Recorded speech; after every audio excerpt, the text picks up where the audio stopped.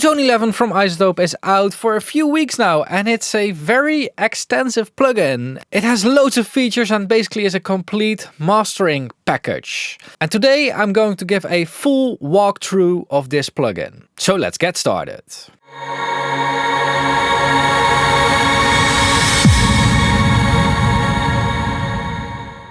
So the biggest, most unique feature in OZONE is the Master Assistant. So OZONE 11 has two major tabs. It has the Detailed tab and the Master Assistant. For this video, I want to start with the Master Assistant because this can help you setting up things pretty easily already. If you go to the Master Assistant, it asks you to play the loudest part of your mix. Now I have a mix that doesn't really have a loudest part. I just have a very calming mix. What I want to say about this mix, apart from the fact that it is called Sandstorm by Darude, just so you all know, is that this mix and the settings that I'm going to demonstrate in this video are really not important. My goal is to learn you all how this plugin works and how to use it, not whatever settings I'm making on this particular track, because your track is going to be different. Now let's play the loudest section of this mix, which is basically just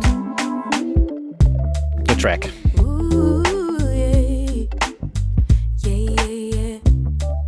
And now it does all kinds of things in the background. I could stare at you for 100 years and I never blink, and you were beautiful just like. Can actually be it can sometimes crackle is what I noticed as well, because it is doing a lot of things. And another thing you need to keep in mind is to turn down your volume a little bit, because it's also doing the loudness and maximization stuff. And what you're seeing right now is basically the assistant overview, which is like OZONE 11 easy mode, if you ask me. And on the left we find different types of targets. Over here you can select a different genre. And there is actually a lot of information in these targets. For instance, it checks the tonal balance, the vocal balance, the stereo width, the dynamics and the loudness in your track, and it tries to match all those different things. So if I would switch to a different genre, it would probably also respond differently. Now you can also create your own custom target by importing an audio file on which it then calculates all these variables. One side note is that it doesn't include the vocal balance features in the custom targets. Now in terms of controls, we basically just have global controls over different modules. So if we go to the detailed view, we can see all these modules. I will explain these all later. And for instance, with tonal balance, the one that I am steering from here is just the global amount. You can see here, if I turn this all the way up, it just corrects it for 200%. Turn it all the way down, it doesn't do any EQ correction. That is what is going on. So the amount of tonal correction you want the plugin to do, you can set using this control. Now the loudness control is basically 4 dBs up, 4 dBs down. So you can drive it 4 decibels more into your final limiter, and you can drive it 4 decibels less into the final limiter. Pretty simple. I'll get to loudness and limiter settings later in this video. Another setting to keep in mind over here is the output level. You can set this to full scale and you can set this to streaming. The difference here is that if we look at the maximizer, is that it sets the output level here to 0.1 of a dB for full scale and -1 dB for streaming. This is what streaming services are asking for best codec performance. What is good to keep in mind is that if the output level is set to full scale, true peak limiting isn't enabled. So if you are sticking with this master setting, at least enable true peak limiting, because I have seen some clipping results without doing that. I'm not sure why iZotope didn't enable it on full scale. If you select streaming, it is enabled. But yeah, just always check if true peak is enabled, because in my opinion, that's just better. Anyway, there's another setting in here, which is called a vocal balance, and I'm not allowed to control it right now because iZotope has just concluded that my vocal balance is perfect. It's weird that I'm not allowed to control this. Actually, in a test that I did prior to this video, I was able to control it and it was boosting my vocal by 1 dB. You can cut or boost the vocal in a track pretty extensively when using this control. However, if you need to use extreme settings here, I would suggest going back into the mix and fixing it there. Now these other sliders here are all controls for global settings of the unit. So we have dynamics, width, clarity and stabilizer, and we will find these in the modules. So dynamics controls the impact, width controls of course the imager, so there's this slider, clarity controls the clarity module, and stabilizer controls the stabilizer module. Now you can of course leave your sound for what it is, for what the assistant made, or, you know, work even further on it by doing detailed work in these type of modules. And iZotope actually comes with a lot of different modules, and I want to walk through them one by one. Now, before I'm going to do that, I want to quickly show you this right screen of the OZONE 11. This has been there since OZONE whatever for a long time. Anyway, there are a few features in here that could really help. Of course, there's a bypass so that you can quickly check what you are doing, and there is a gain match setting. Now, gain matching is really cool because it basically means that your level always stays the same. I actually have my studio fully calibrated for equal gain workflow, and it is super cool to work in that way. However, what you'll see OZONE doing is constantly adjust the output level when gain match is turned on. And the downside of this is that you're not getting a clear picture of what is actually going on in your track because your level is constantly being changed. So when you are checking detailed dynamics and stuff, this gain matching feature is not the best. However, where it could really help is when comparing it with other songs or comparing it in bypass or those type of things. We've got a reference mode, so you can import a song in here and basically use this as a reference. When I now click this button, it is going to play back my reference. And you can even separate it in different segments, which it will then loop. Now we got a stereo mono button so that you can check your mono compatibility, which is often forgotten. A mono compatible master is just way more compatible, not just with mono, it's just way more compatible in general. There's also left-right swap. We have a codec feature in here so that you can listen through different types of codecs, which is really interesting, but do not hyper focus on this. It's just a cool little thing to check. And there is a dithering mode in here. Now let's run through all of these different modules. The first one I want to talk about is the Master Rebalance, which basically can rebalance different elements in a song, as you can hear here.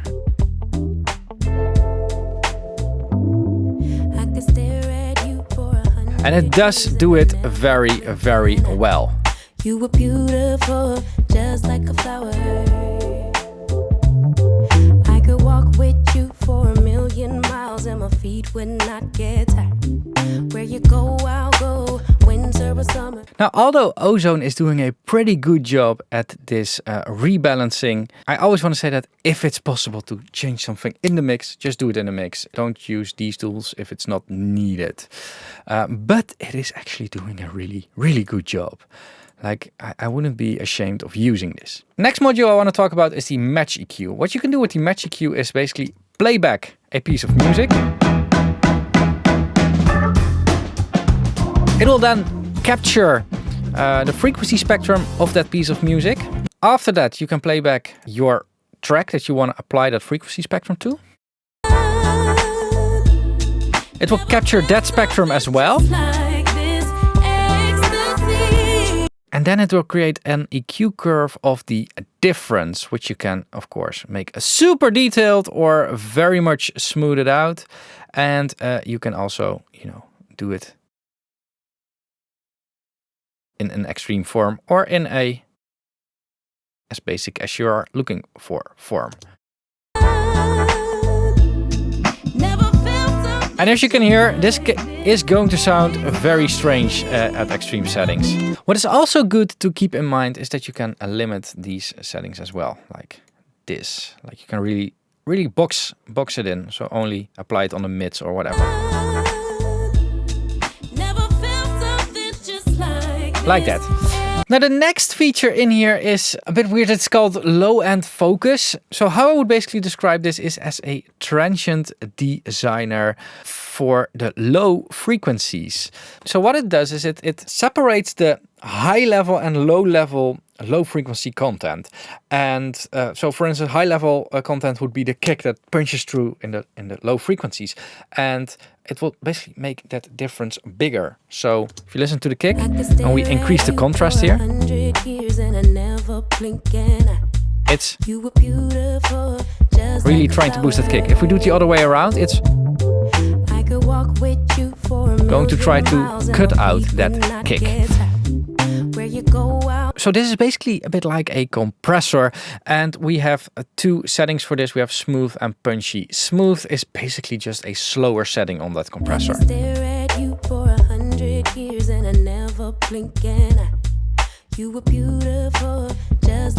Now you can also set the working area here, so you can set it to like whatever, the sub-lows, maybe cut out the super sub-lows, and you can go up all the way to 300 Hertz. There's also a gain setting in here. If you go for extreme settings, you can gain down a little bit or gain up if it's needed. It's literally just a makeup gain that is at the end of this module. Now what Impact is according to Isotope a micro dynamics control. How I see it is basically as a transient designer that keeps the beat of the song in mind as well. And as you can see, it's multi-band, so you can create different settings per band. A cool feature in here is a learn mode, where it learns the crossover frequencies per band. So it basically creates a suggestion for you per band. I'm not a big fan of that feature, but hey, it's in there, so it's better to know it. The next module is called Clarity. And what Clarity does is it's some kind of spectral EQing based on noise. So at its default setting, it basically compares your signal to pink noise, and it uses a lot of EQ bands to pull your track towards the sound of pink noise. Or better said, the frequency spectrum of pink noise. What is good to keep in mind is that it does a maximum correction of 6 decibels. I could stare at you for 100 years and I never blink, and this can help with harsh sounds, resonances, all that stuff. Now there is a tilt feature in here. And if we tilt it to the right, we're getting more and more white noisy. At 3 decibels per octave, it is white noise. And at 6 decibels per octave, it's basically white noise plus plus. Going to the other side, we're going towards brown noise or even further. And it of course has attack and release settings because it's a dynamic EQ. I'm personally not a huge fan of these type of spectral processors, but if you are in a certain situation where you need it, it's nice to have it. The Stabiliser, the next module, is kind of the same. However, this Stabiliser is really trained on a genre, so it's not using noise or anything. So we can say we're using hip hop here. And it now tries to pull the sound of the song towards that hip hop curve. And we have a global timing control called speed, and we have a smoothing control that basically controls the precision. And you can see that without any smoothing, it's trying to do every single detail. It is using a lot of EQ bands for that. Smoothing it all the way, you can see it's way more gentle in its curve and in the Q factors that it is using.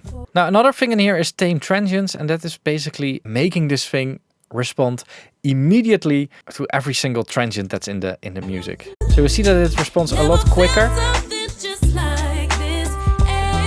Kind of have to match the speed up with this. You can hear in this song that's not working. Now there's also control for amount for low, mid and highs. So you can kind of shape out where you want this feature to work. Last thing in here, which I actually forgot, was cut. And with the cut feature, it does what it says. It will only cut it when it gets above a certain threshold. So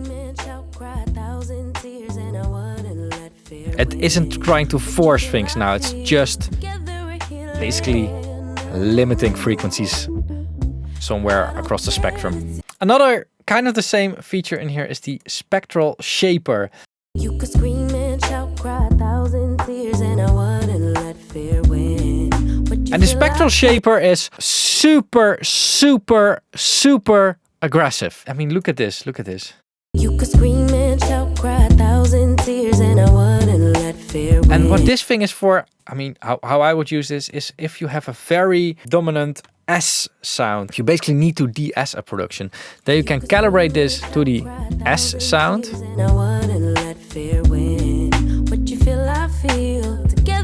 And just set it there. You can have this thing work light, medium or heavy. This is really the intensity that it works on, and the amount decides how much gain reduction is happening. It really is cutting out frequencies. There's a little tilt filter here, and of course attack and release settings as in every dynamics tool. Alright, and now we're getting to the cool stuff, the vintage tape part. And with this you can basically color your track a little bit using tape. So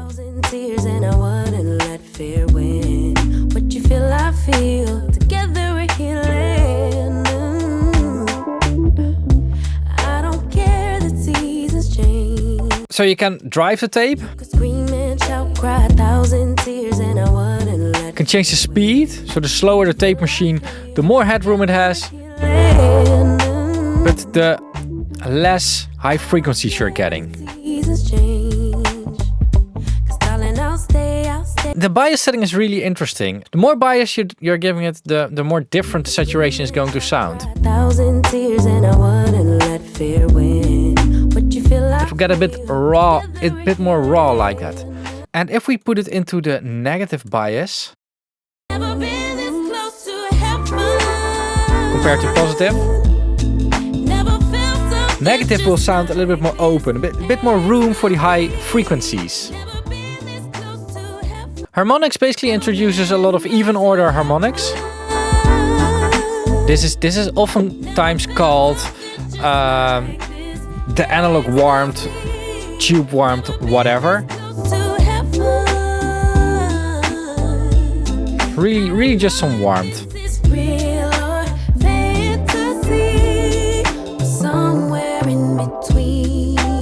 Now there's also a low and a high emphasis on here.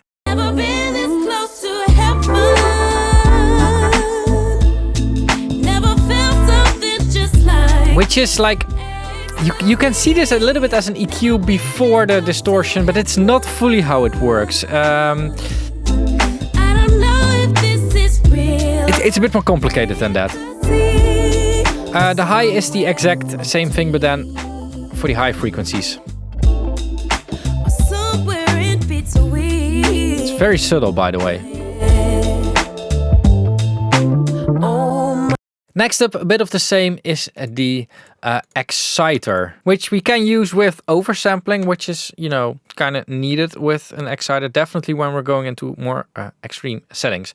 So an exciter basically is a saturator, and we can choose different types of saturation. So it's right now on triode, which is a triode tube, which sounds like this. Let's do it pretty. With analog, retro, tape as well, tube, warm, and dual triode.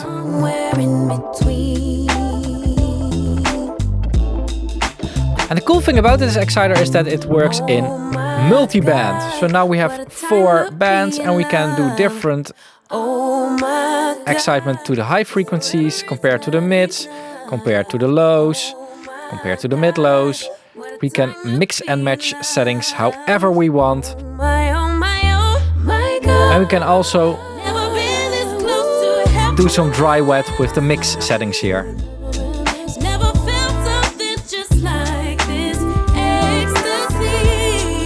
Then we have an imager in here.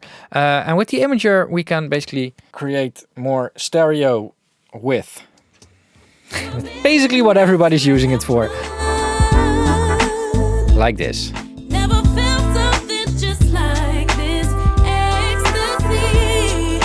And of course, this one also is functional in multi-band mode. So we can only spread the high frequencies, keep the low frequencies normal, like this.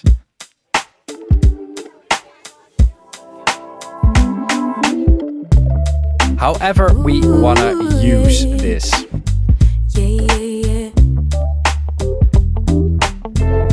Another thing that's in here is a stereo rise mode, which is basically the Haas effect by delaying one speaker compared to the other. And they're doing it in such a way that, according to iZotope, it's still mono-compatible.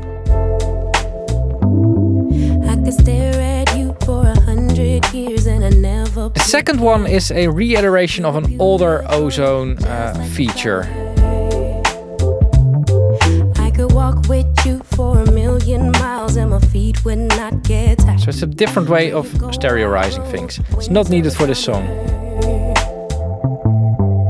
Now, when you are cutting the width here, so let's cut a lot of stuff here. It is literally turning down the width. It's not collapsing it to the center. If you want the information that's in the stereo field to be recovered, you can use the recover sides feature. So if you turn this on, then all this information is now being added to the mono, mid field, whatever.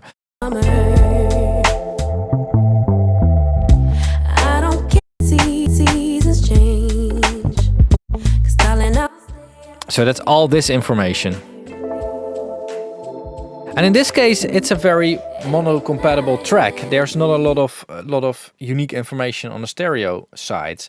But if you, for instance, imagine a track from the Beatles with like super wide stereo imaging, then, you know, cutting the stereo field out of that, you're going to lose basically a part of the music.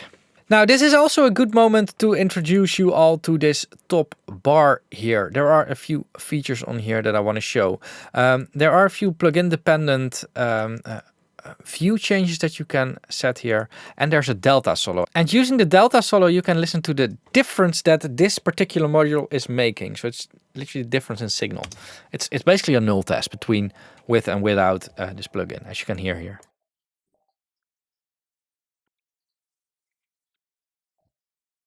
Kind of annoying because it is out of phase because it's an imager plugin.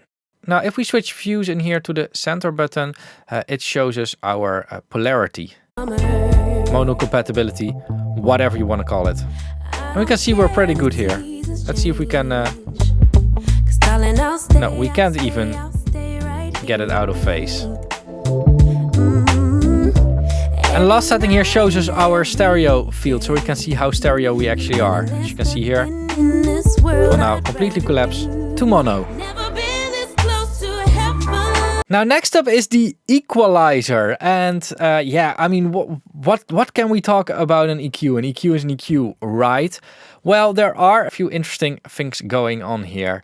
And the first thing, again, back to that top setting thing, there are different ways of controlling this EQ. So we can control this thing in stereo, we can control this thing in mid and side. So we basically have this for our mid and this for our side.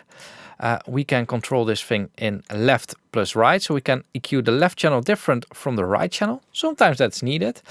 And there's also a transient and sustain mode in here. So I can EQ the transients different from the sustain. These are the transients of this track. So I can now control the snare, for instance. I'll stay right here with you. Every night and every day. Or control the bass. World I'd rather do. Never been this close to heaven. That's a very, very cool feature, by the way. So that's one of the things that this EQ can do. Another thing to look at is this setting here, analog versus digital. This is a very confusing setting, if you ask me, because it implies that the analog setting is going to create a color and all the analog stuff that you're expecting from analog. But this is not what this setting is doing. This setting is simply switching between minimum phase, low latency, and linear phase, higher latency, finite impulse response, filtering. So that's the difference between these two. How I would say to use this setting is, if you don't know what to use, if you don't know what these things mean, use the analog setting. If you know what you're doing and you know why you're doing it, use the digital setting. That's basically how I would say it. The analog setting in this case would create the most natural EQ response, while the digital setting would create a more phase accurate signal, but there are some downsides to doing that. Some cool things that are in this EQ is that if you press Alt or Option or however the key is called, you can solo a part of the frequency spectrum like this. So this is independent from the EQ and the bands and all that kind of stuff. So if we EQ something in here and we want to listen to, hey, do I need this part or this part or this part? We can do that by pressing Alt. Another quality of life thing is if you press Shift and then move up or down, or press Shift and move sideways, it will lock the other movement. So I cannot move up and down because I've started moving sideways. And if I now do it again with Shift and move up and down, I cannot move sideways. So it's a really cool quality of life feature in the EQ. Now we can change every EQ node in different shapes. There are a lot of different shapes to use here. And yeah, basically everything is in here, from brick wall to back sandal. Everything that you need is in here. Now the really geeky feature in here is that in digital mode, you can play with the phase response on every single band. And you're doing this by opening up with this little arrow, this overview. And yeah, I mean, again, this is really for the situations where you exactly know what you're doing. Otherwise, I wouldn't play with this too much. If you want me to make a video about phase response and all that kind of stuff, leave a comment down below. Now the EQ module is available 2 times in the Isotope Ozone package. And that's basically so that you can place 2 EQs at different places in the chain. Next one is also an EQ, but this is a dynamic EQ. So this basically works the same as the normal EQ. However, this one can be dynamic as well. So, or will be dynamic. So you can set a threshold as expected from a dynamic EQ. And you can decide for upward or downward with these little arrows. And that is basically everything you need to know about the dynamic EQ. There really isn't much to it. Then we have the vintage EQ, which in my opinion is the stupidest idea ever in here. But if you want to use it, you can. So what this thing does is it simulates a vintage Pultec. The different vintage Pultec curve. So the low-high Pultec and the mid-frequency Pultec. So this is that low-high Pultec and the mid-frequency Pultec. And it only simulates the EQ curves. So it's only doing it, and it doesn't do any saturations or whatever, which is kind of the charm of the vintage Pultec. What you can do in here is do the famous Pultec curve with the cut and boost at the same values at the same time.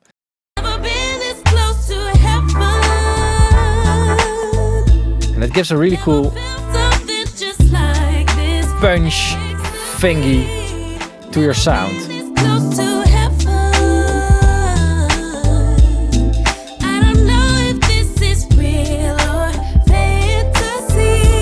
There it is, some highs.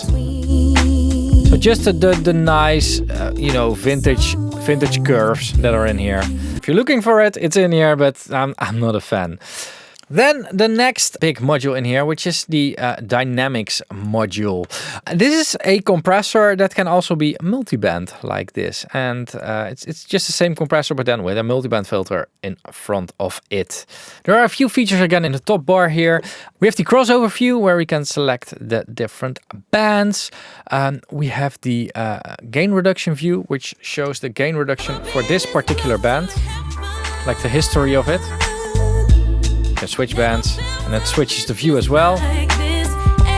And we have something called a sidechain filter. So you can create a little bit of a tilt filter or a high pass filter in front of the compressor. So we can cut out some low frequencies or whatever we want. I'm going to keep it at none for now. There's also a link bands button in here. If this is enabled, something that you're doing on one band is going to be applied to all the different bands. And you can see this here. If I enable the all band button, you can see that everything is being controlled here. This is a cool overview, but it is very dense and can be a bit confusing. So I'm leaving it at this overview for now. We can use it in stereo and mid-side mode, of course. There is an auto gating feature in here, but this is based on RMS and will fluctuate a little bit. So I actually want to keep this off, which is, for me, is a big deal, not turning on auto gain. And then this feature here is interesting. What this does is it's a adaptive release is what iZotope is calling it. So if there is a peak in the signal, a transient or something, it will apply a different release curve to that transient. It is not going to apply a slow release to that transient. So whenever there's a transient, you're not getting that effect that all of a sudden your whole audio dips.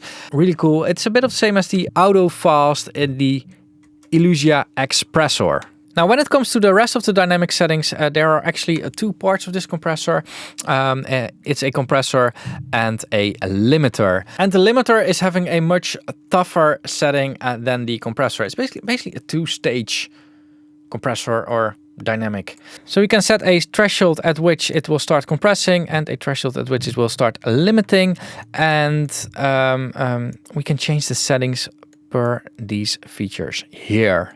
Now I can imagine why you want to use a bit of limiting here, definitely on the lower frequencies, but I wouldn't do it too much. And also keep in mind that when using multiband compression or limiting, that you can basically alter the tonal balance of your song. So try to keep things intact and try to restructure your track again using the gains at all the different bands. There are three different ways of detecting the amount of level on which to work on. There's a peak, an envelope, and an RMS way. Now, peak is peak and RMS is RMS. The envelope way is basically RMS, but more equal over the frequency spectrum. Normally, low frequencies are more dominant in an RMS measurement, metering, whatever, not a native English speaker. So this is really a unique new sauce of detecting level. And that is basically the whole dynamic section. It is one of those parts where you can completely drown yourself into. And it's one of the things that I spend a lot of time in setting up with every single mastering. Not necessarily the dynamics of the OZONE. This could also be a different plugin or hardware unit. Another compressor in here is the vintage compressor. So this is a full band compressor modeled to respond like a vintage compressor. Again, it's not about harmonics or something. This is really about the curves and stuff. And the focus here is really on the fact that there's a filter in the side chain path. So you can make the compressor respond more or less to the curve that you are creating in here. Now the compressor has, apart from its normal compressor settings, a button with different modes. Now Sharp will really, is really doing a lot on the transients. Like you can also see this.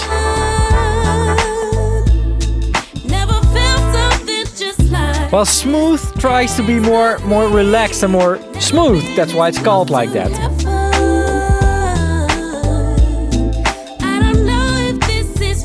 And balance is a bit in between. It's a bit,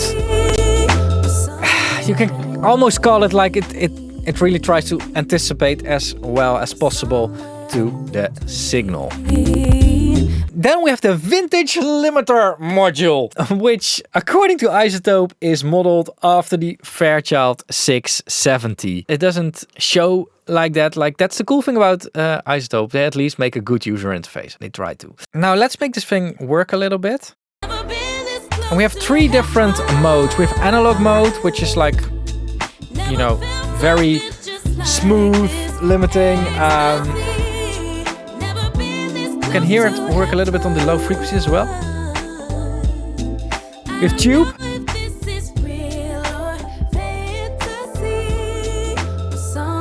I mean, we're going towards the more modern sound, so.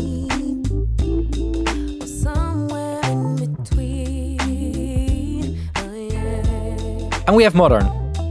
You could fall asleep for 100 hours and I wouldn't miss a thing. I would keep you safe while you would really goes to more modern analog limiters. It's not really vintage anymore here.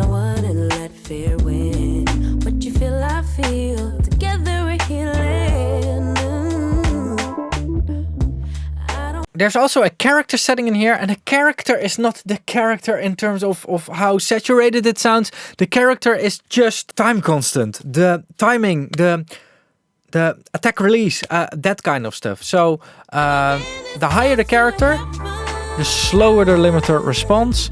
The lower the character, the faster the limiter response. And the last but definitely not the least is the maximizer. And this is the module usually used at the end of the mastering chain to make everything louder, because that's what it's all about. No, it's not about that anymore, and I'll explain this in a minute.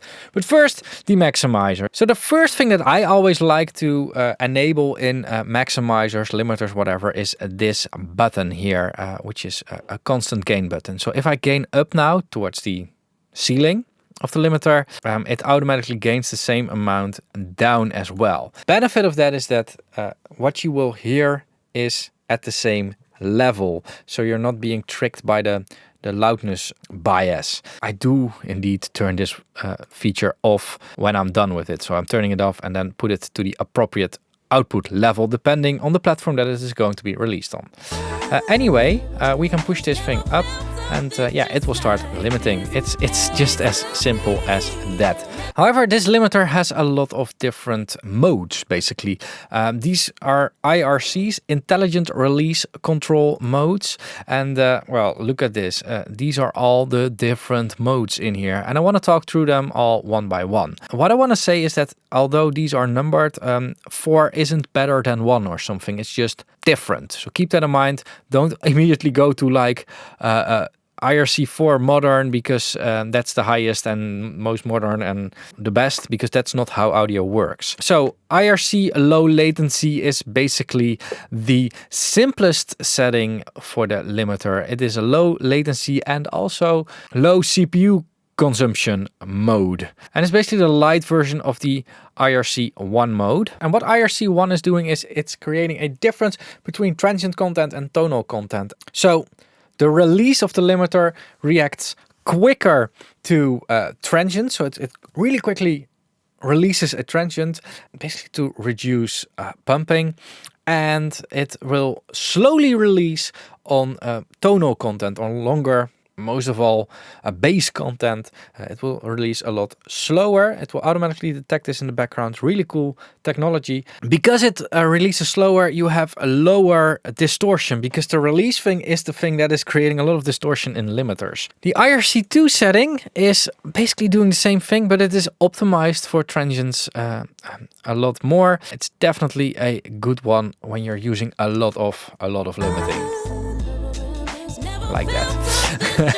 But yeah, it's basically the same algorithm, just tweaked, and it's doing a bit more than the IRC1 algorithm. I honestly, when I used OZONE, and I'm thinking of using OZONE again in my day-to-day workflow, but when I did, I used IRC1 a lot actually, because I kind of liked the color that it was creating. Then we have IRC3 and 3 different tastes as well. And IRC3 is pretty CPU intensive as well. And the pumping setting is the least aggressive setting for IRC3. Again, these type of settings can get really complicated really quickly. The reason it says pumping behind it is because it's a very laid-back algorithm.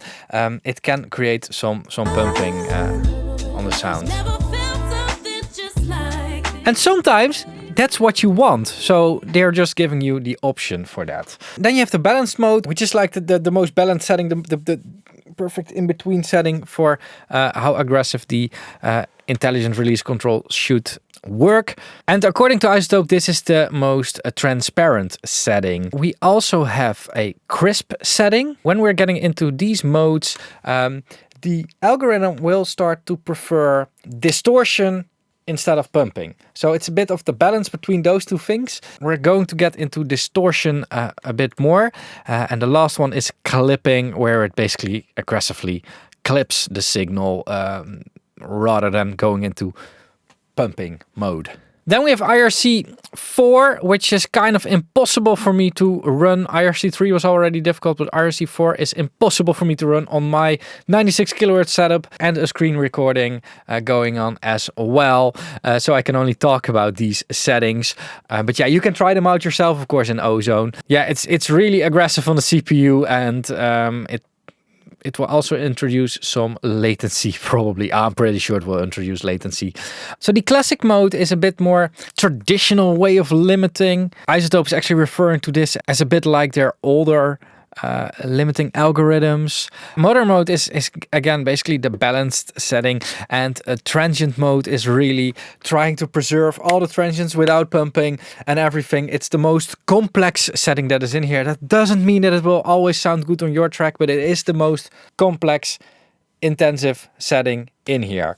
Best thing to do is just check them out all one by one. Just listen to it and just follow your intuition. Follow on what you're feeling. What suits the best to your track. That's basically what I can say here. Again, there's a true peak mode in here.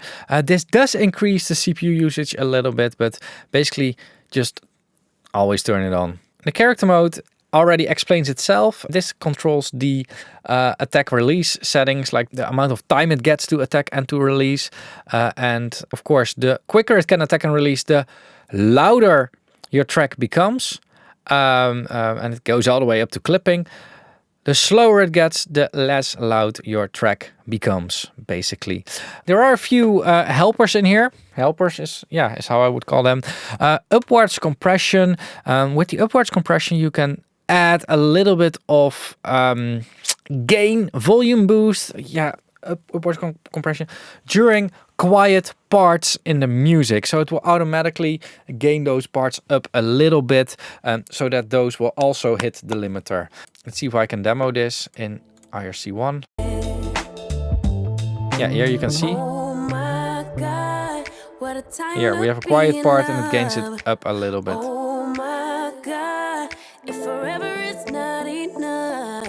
Then we have a soft clipping mode, which basically it's pre-saturation. So it will already saturate the signal and as a side effect chop off the transients and compress it a little bit. By doing that, you can select the amount of clipping that you want and low, mid and high. What this means is light, it will start clipping at -3 dBFS. At moderate, it will start clipping at -9 dBFS. And heavy, it will start clipping at -30 dBFS. So if your mix bus is at like -10 or something on average, it basically clips every single sample that is in there. Then there's transient emphasis in here, which is a transient shaper and basically can create some sharper transients after limiter. So it is inserted before the limiter, of course, but the result will be sharper, more impactful transients. Then we have a stereo independence sliders here, so you can independently limit the left and right channel or both together. And you can do this both for the transient and for the sustain. You can unlink this. And this is, of course, in situations where you have interesting stereo fields where you cannot compress both at the same time. For instance, like the Beatles records, like a bass guitar on the left and a vocal on the right. You don't want that vocal to dip when it's limiting that bass guitar. Then you have to make things more independent that way. There is also a learn input gain feature in here, and we can set that one to a certain amount of lufs. Now I'm going to input the streaming standard in here, and when I now enable learn input gain and let the music play for a few seconds, it will create a value close to -14 lufs. It only does that on that 5-second mark, so it won't be an -14 lufs integrated value there, but at least it will get you into the direction where you need to be. Now, with a maximizer, there are some choices you need to make. For instance, how loud you are going to make something. And what is good to read then, and I'll put this in the description down below, are two things. The first one is, and this is a very technical document, but it's actually written in a very nice way, the AES TD 1008, which basically recommends to all streaming services how to handle different audio sources and all that kind of stuff. How to do normalization, what to do when it isn't correctly done by the artist, blah, blah, blah, blah. And the more simple document from the Spotify support about the loudness normalization. And if you read that, then you will quickly find out that there is no need to pump up your volume higher than -14 LUFS. And my recommendation would simply be like, okay, go a little bit louder than -14 so that Spotify would equally turn down the volume of your track. You would rather want to have that than Spotify putting a limiter on your track because it needs to boost it a little bit because you're just barely hitting the -14 LUFS. It is going to touch your track more if you're doing that than the other way around. In the end, Spotify is still not using lossless streaming, so getting your song out there exactly the way as it sounded in your studio is for now still going to be an illusion. Anyway, a loudness choice is going to be very important, and the output level as well. Like Spotify and most streaming services, I think actually all of them, request a -1 dB true peak output level. If you're not going to send it to Spotify or to other online streaming services, for instance, if you're going to send it to CD, or if you are having other plans with it, if you're a DJ and want to play it live or something, I would recommend going for a -0.1 true peak output level. That's my recommendation. It's not an official one, but it is the white C one. Maybe one day I will make official recommendations as well. Another thing with all these different modules is the order in which these modules are placed. I was talking through this in kind of a random order. I think it was the best order for this video.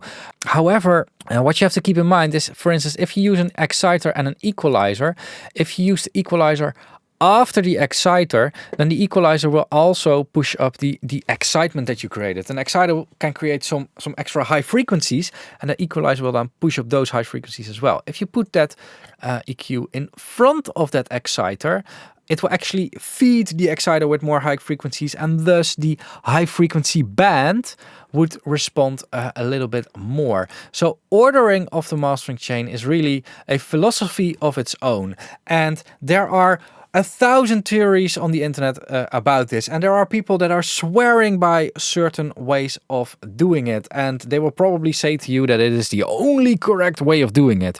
But spoiler alert, there isn't one correct way of doing things in audio. There are a lot of different ways in which music has been made in the past and will be made in the future. So what my advice would be is, think about it a little bit. Think about how one module would affect the next module. For instance, an EQ can really influence a compressor. Like if you have a compressor after an EQ and then you're going to tweak the EQ, you're automatically going to tweak the compressor as well, because you are gaining something up. So the compressor is going to respond more heavily, or when you're cutting it, the compressor is going to respond less heavily. So just keep that in mind when setting it up. And the cool thing about OZONE is that you can easily swap out modules. Like, it's so easy to change the order in which these modules are in here. And what is cool to do, and I catch myself doing this a lot when I am mastering, is just sometimes swap out two modules. Just look at what happens. And honestly, when I'm mastering in the analog domain, I have seen a few patches that I made that sounded really good, but didn't always make sense from a theoretical perspective. But for some reason, it just sounded really good. So yeah, I would say just go ahead and experiment with it. Have a lot of fun. Important. Have a lot of fun. Enjoy working on your music. And yeah, that's everything that I wanted to say about OZONE. If you like my videos and want to support me, you can consider, for instance, buying OZONE if you don't have OZONE already. I'll put an affiliate link in the description down below. With that affiliate link, you will go to Plugin Boutique, and if you buy OZONE after clicking that link on Plugin Boutique, a little bit of your purchase of OZONE will be kicked back to me as a little bit of a thank you for this video or for my channel or whatever, however you want to see it. I think that is one of the most transparent ways of making money. I actually know the people at iZotope, and I could have reached out to them as well and asking if they would pay me for such a video or something, because it is promotion, but I chose not to because it doesn't feel right to me. That being said, the license that I'm using for OZONE has been given to me by the people from iZotope, but as a general rule, nobody has any saying in what is being said in my videos. So for instance, I don't like the vintage EQ option in here, and they cannot silence me about that or whatever. They cannot silence me. They cannot say what I can or cannot say. So I wanted to put that put it out there pretty quickly. Another way to support the channel is by becoming a channel member. Channel members pay a small monthly fee for some extra content. You have an early access tier and an exclusive content tier, and I will link an exclusive content video over here so you can check it out. The join button for members is somewhere down below. Sometimes you have to search for it a little bit. If you can't figure it out, just send me an email. I will gladly help you. Another way to support me is of course by watching more videos, so make sure you are subscribed and check out this video. Thanks a lot for watching, keep pushing, and bye bye.